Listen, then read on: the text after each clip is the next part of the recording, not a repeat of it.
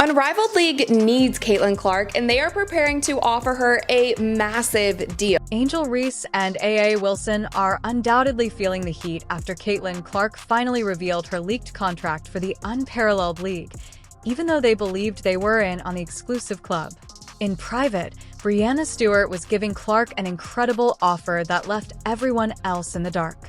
It has just been reported today that Caitlin Clark could receive a Lionel Messi-like offer to play in Unrivaled startup 3-on-3 league, which is a full court press to sign her. Angel Reese and AA Wilson are undoubtedly feeling the heat after Caitlin Clark finally revealed her leaked contract for the Unparalleled League, even though they believed they were in on the exclusive club.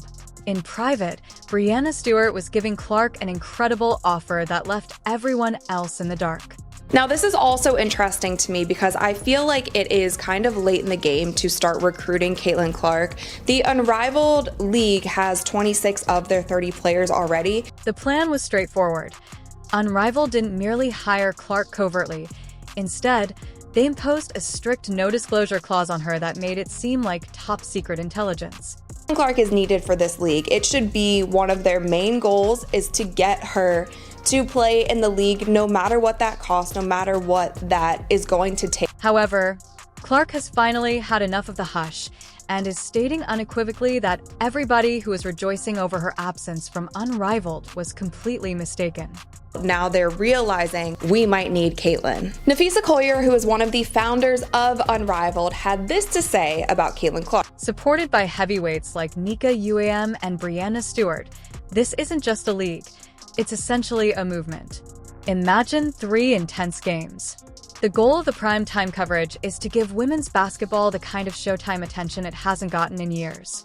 The best part is that they weren't searching for any athletes to create the splash. Instead, they had one dominant name in mind from the start: Caitlin Clark. Go ahead and look.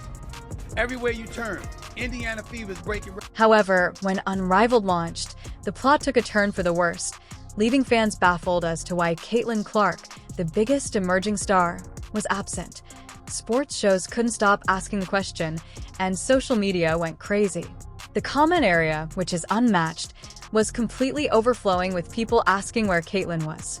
Definitely upsetting. I don't think nobody in our league should be facing any sort of racism, hurtful, disrespectful, hateful comments and threats. It's brand new. It's going to be hard to get eyeballs on it. All of these, the WNBA is in their 28th season and it's still a new league. Like, it's hard to get the kind of virality, viewership, all the things that you want right off the bat. And especially if you don't have a big name or a big... You don't see a rookie pull every day, It felt like a smack in the face for most supporters when she wasn't even on the starting lineup for the biggest new league around, with a crowd so large that arena attendance increased by 50%. It seemed as though Unrivaled didn't perceive Clark's worth, or worse, they didn't think they could make their big debut without her. The kind of physicality and double teams and face guards and all of those things that she was receiving on the court, but also all of the noise, all of the drama, all of the media circus surrounding her off the court, that just had to have been so much to handle. However, No Stewart and her exceptional staff were fully aware of their duties. One of the league's co-founders, Breanna Stewart, is no stranger to a well-timed reveal. She didn't keep Clark's involvement a secret by accident. Rather, their plan was to keep the fans guessing and then surprise them with the news when it mattered. They didn't want Clark's deal to overshadow everyone else on the roster too soon, so they were creating tension and setting the stage so that when Clark's news finally came, it would hit like a ton of bricks. She should be one of the top paid players in the world just for the sheer numbers that she's bringing. Caitlin Clark was offered a staggering $75 million to join Unrivaled, and the moment those leaked details made headlines, it was like an earthquake in the sports world. The deal was intended to make Clark the official face of Unrivaled, a player ambassador marketing machine, and she got it all: a sizable guaranteed salary, endorsement deals, exclusive TV rights, and even a front row seat in Unrivaled. Big plans to expand internationally. To drive revenue so we can give the players extra income, extra opportunities. I had to educate the players. They're like, good, 75 million divided by 144 payouts. The whole point was to avoid stirring things up too soon, but once the numbers were out, they hit like a tidal wave. For perspective, Stewart and her team knew this deal was so big that the second other players got a whiff of it, they would start talking about renegotiations or perhaps even feeling a little left out. A.A. Wilson, the current NBA MVP, earns about $230,000 annually. The type of contract that shouts, "new level like no one's business," is Clark's.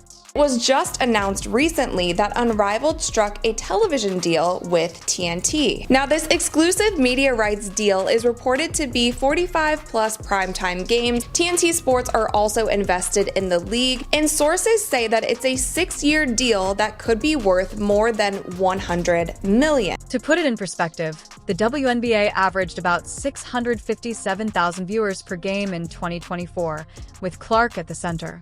With an unmatched recent deal with TNT, it's evident they're serious about making women's basketball a prime-time sensation.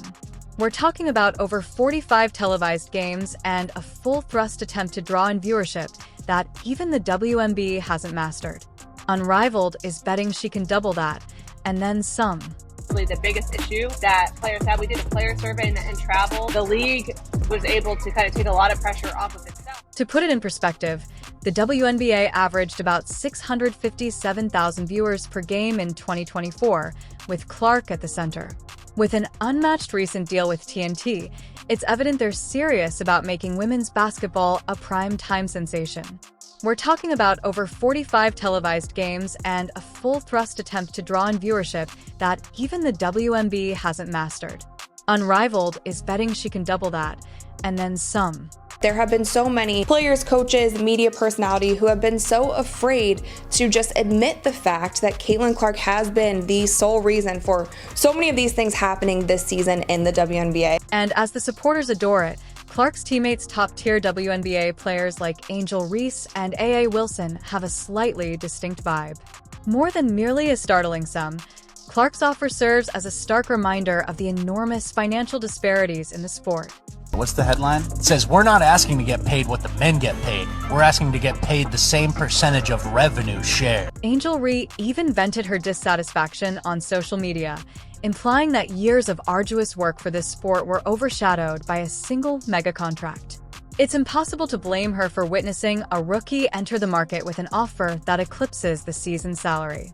For athletes making between $150,000 and $200,000, Stars has a sting.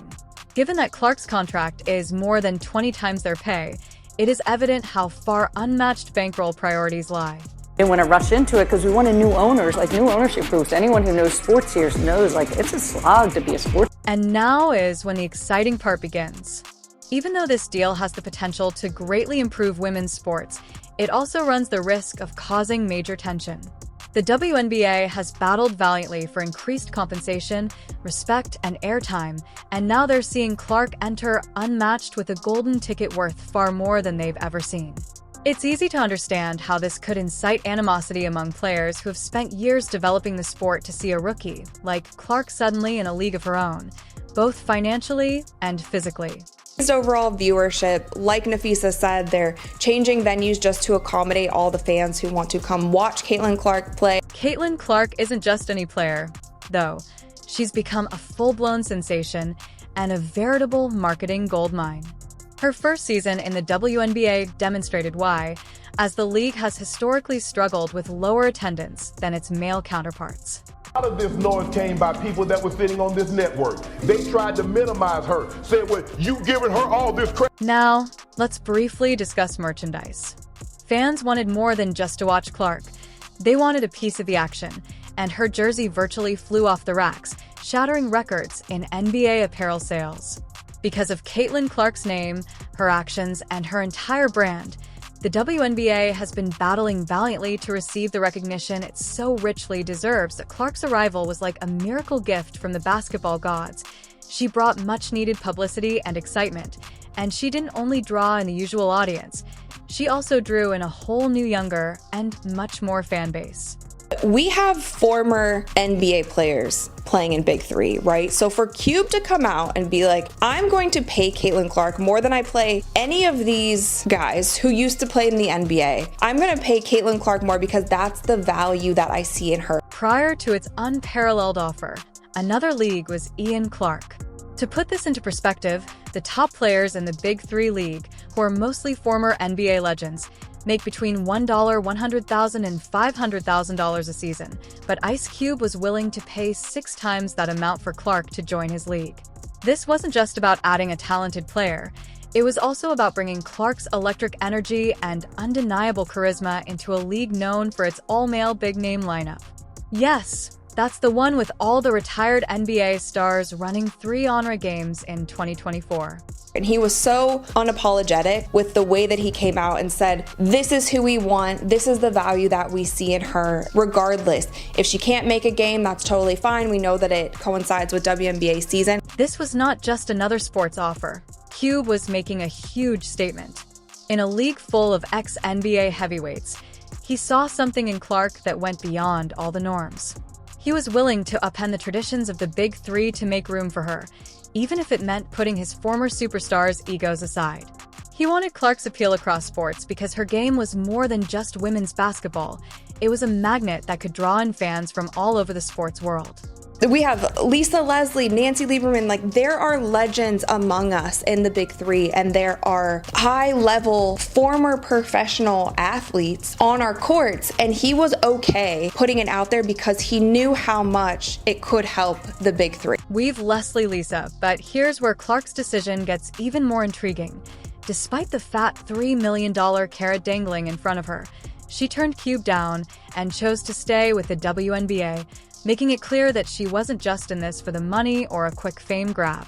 Nancy Lieberman said, "There are legends among us in the Big Three, and there are high-level former professional athletes on our courts, and he was okay putting it out there because he knew how much it could help the Big Three." Because she regarded the WNBA as her home base and a league where she could develop professionally and help others grow from the inside out, Clark selected it. This decision demonstrated her dedication to both her career and the future of women's sports.